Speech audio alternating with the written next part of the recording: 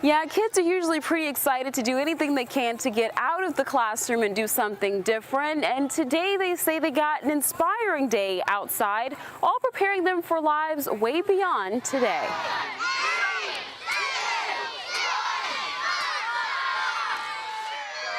There's nothing better than hands-on learning and not just reading about it, but actually doing it. These students are only in 5th grade, but their eyes are set on the future.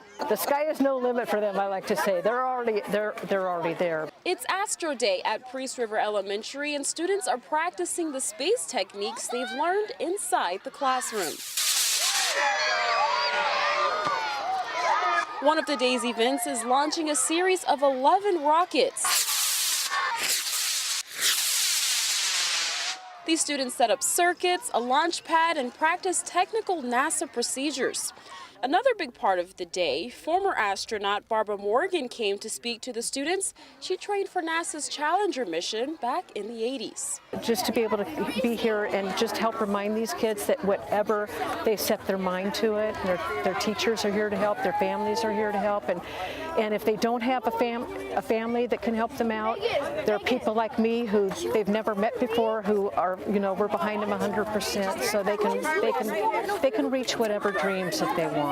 Charlotte Lamp, mother of Spokane native and astronaut Ann McLean, was also there, briefly talking to the students. It gives them the opportunity to have a hands-on experience with it, and it also, I think, really inspires kids to go into careers that are related to STEM activities. I think it's a great opportunity, and I hope I could do something like this when I grow up. In Priest River, Shayna Waltower, KREM 2 News.